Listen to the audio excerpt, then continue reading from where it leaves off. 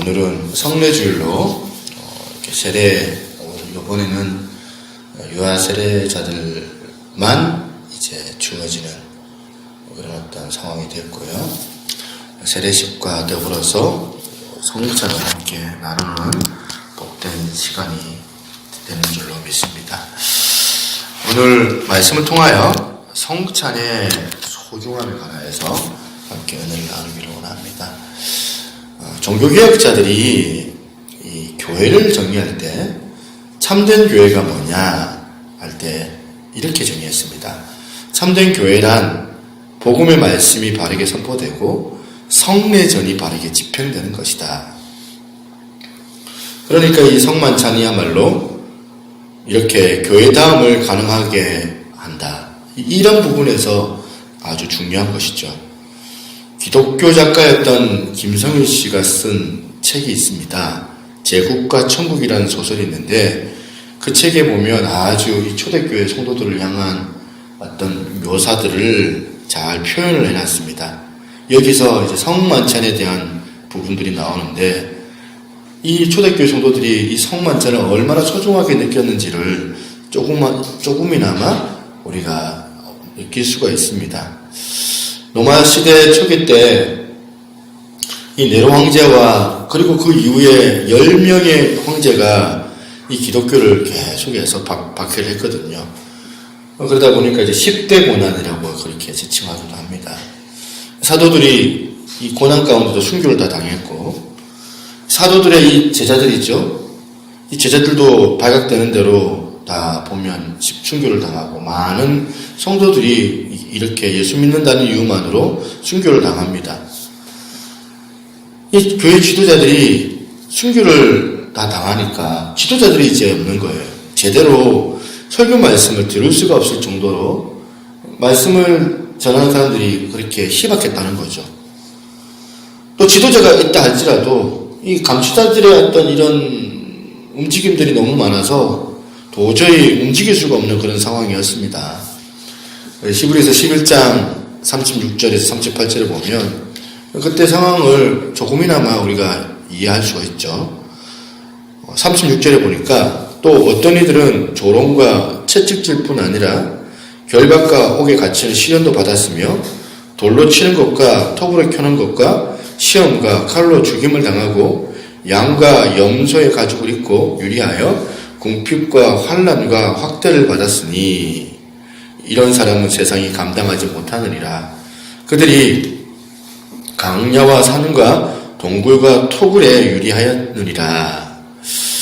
이런 상황 가운데서 성도들의 믿음을 끝까지 지켜줬던 것이 뭔지 아십니까? 바로 이 성만찬이었습니다. 그나마 생존했던 이 지도자들이 목사님들이죠. 성별했던 이 떡과 이 포도주를 이제 보따리에 싸가지고 그렇게 들고 다니고, 성도들은 약속된 장소로 바쁘게 그렇게 시숙하게 모입니다. 어색한 곳, 이 호숫가에서, 어두운 호숫가에서 몇 명의 성도들이 목소리를 죽여가면서 이것은 주님의 몸입니다. 이것은 주님의 피입니다. 이런 식으로 고백을 하면서 성만찬을 서로 받았습니다. 깊은 지하 묘소 카타콤이라고 하는 곳에 그 지하실에서 운둔하면서 음습한 벽에 몸을 기대고, 또 어떤 때는 정말 기대하는 마음으로 조마조마 그 마음으로 주님의 성만찬을 그렇게 서로 나누었습니다. 얼마나 이들 가운데 천국을 사모하면서 감격스러운 성만찬을 드렸을까.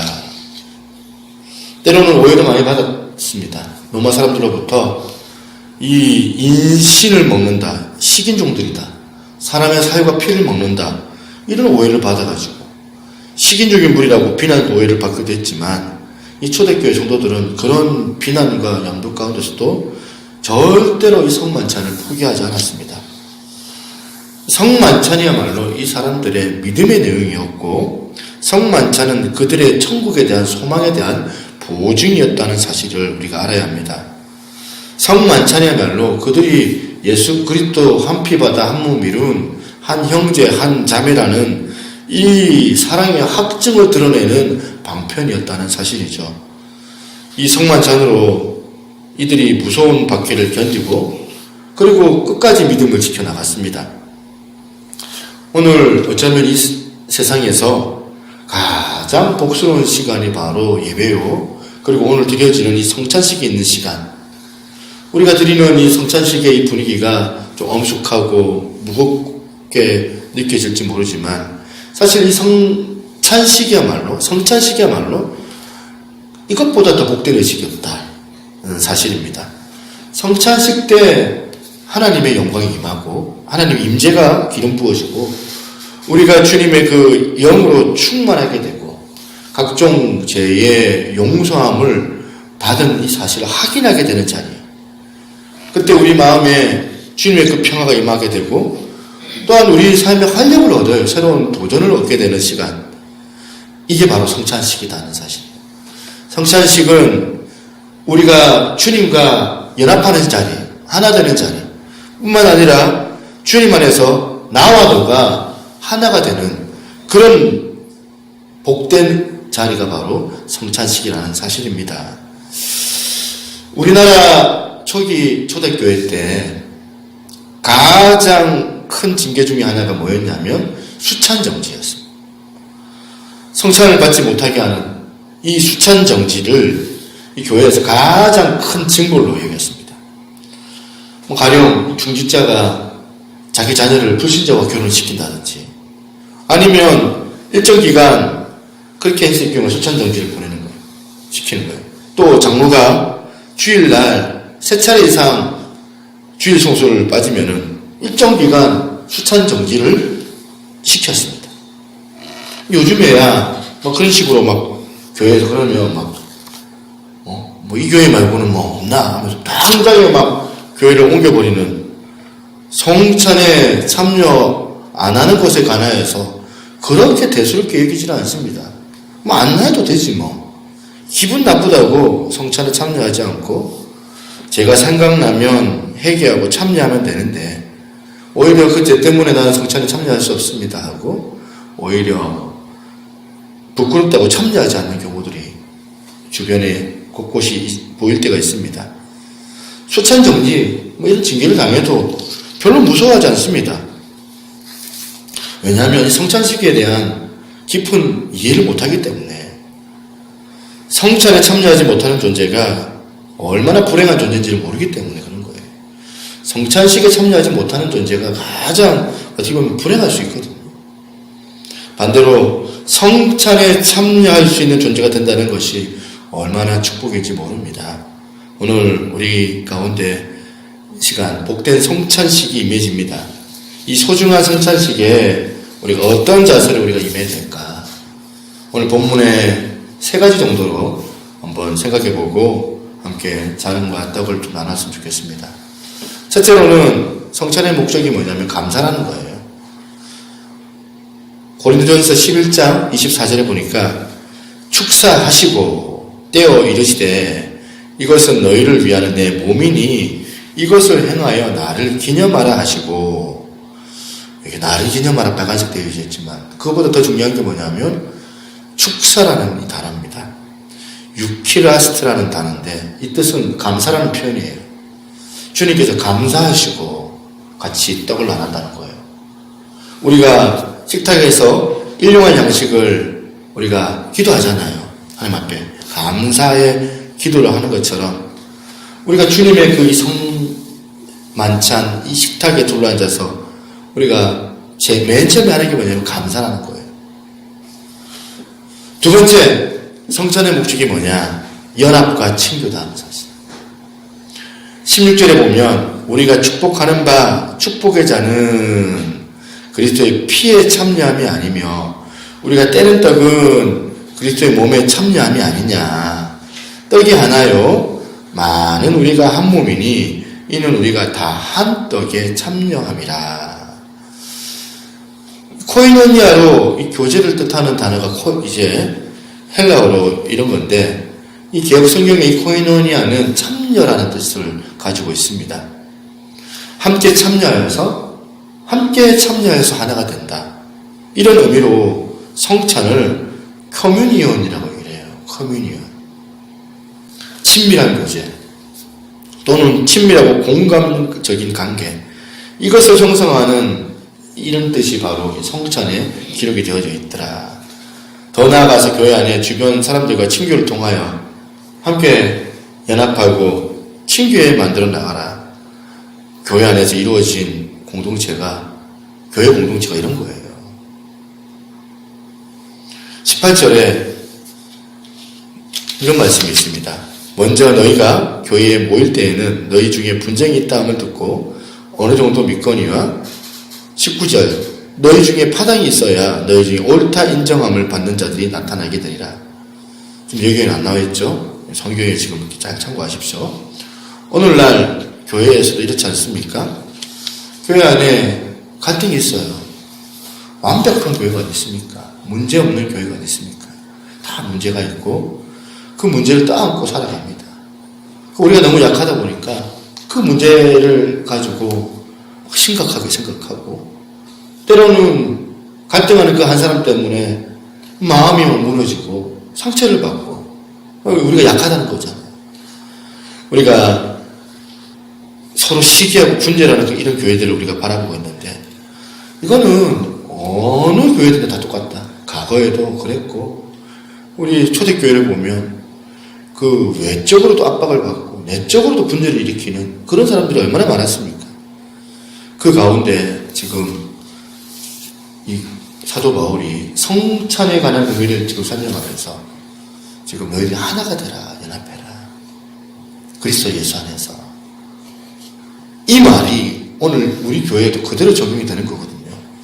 이러한 시기가 다가올 때 우리가 서로에 대하여서 비판하고 판단하고 험담하지 말고 우리가 지혜롭게 주님 안에서 본연의 교회가 될 수 있도록 하나됨을 이루기 위해서 애를 쓰고 일치할 수 있도록 우리가 마음을 같이 나누고 이런 공동체를 우리가 유지해 나가야 된다는 거예요.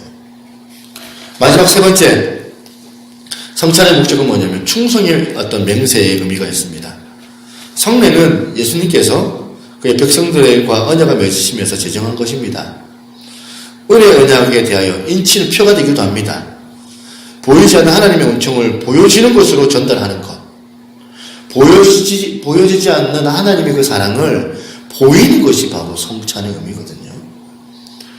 이 성례라는 것이 뭐냐면 이게 신비, 비밀이라는 뜻이에요. 헬라어로는 미스테리온. 여기에서 유래가 됐는데 이 말은 그 당시에 로마 군사들이 맹세할 때 그렇게 서로 간에 맹세할 때 사용되었던 단어 중에 하나가 미스테리온이라는 단어예요. 이 성찬이 어떤 의미이고 왜 이 성찬을 기억해야 되는가?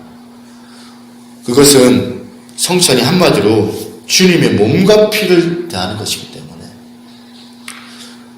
세례는 나는 그리스도인입니다. 이것을 표받는 의식이라고 한다면 성만찬은 나와 너가 그리스도인 된 우리들이 한 피 받아 한 몸 이루는 주의 피로 여러분들과 함께 된 형제 자매와 함께 피를 나누고 몸을 먹으면서 함께 교제하고 함께 나눔을 가지는 것, 이것을 보여주는 외적인 표시가 바로 성만찬이 되기 때문에 그런 겁니다. 다시 말해서 하나됨을 우리가 확인하는 의식이 그리스도의 몸된 교회를 향하여서 우리가 그리스도의 피와 그리스도의 그 몸을 나누는 거예요. 떡과 잔을 통하여서. 그래서 오늘 정말 여러분이 사실은 혈연은 아니지만 인간적으로는 우리가 영적으로는 한 몸 된 사람들이기 때문에 남이 아니다. 그리스도 안에서 한 형제요. 자매라는 겁니다. 그러니까 우리를 한 가족이라고 얘기할 수 있는 거죠. 큰 교회야 이게 참 힘들어요. 가족이라는 게. 힘들잖아요. 예배 서비스를 받으러 가가지고 예배 때 은혜 받고 돌아오는 게 큰 교회 성도들의 가장 유일한 기쁨 아닙니까? 거기서 좀 열심히 하면 좀 들어가지만 어떻게 그 많은 사람들과 함께 가족을 누릴 수 있겠어요. 그런데 우리 교회는 가능해요. 우리 교회는 아직은 가능해요. 서로 하나 되어서 연합할 수 있거든요. 그렇기 때문에 우리가 그리스도 예수처럼 우리도 남을 위해서 희생하고 봉사하고 섬김의 삶을 살아가야 될 의무가 주어진다면 이 성찬 예식을 통하여서 이걸 확인하는 거예요. 보이는 것을 통하여서. 그렇게 살기로 결단하는 것이 바로 이 성찬 예식인 줄로 믿습니다. 오늘 이 성찬을 통해서 주님께서 우리에게 주시는 말씀을 기억하기를 바라고 여러분 각자가 보여주는 하나님의 음성을 듣는 그런 시간 저와 여러분들 되시기를 주님의 이름으로 축원합니다.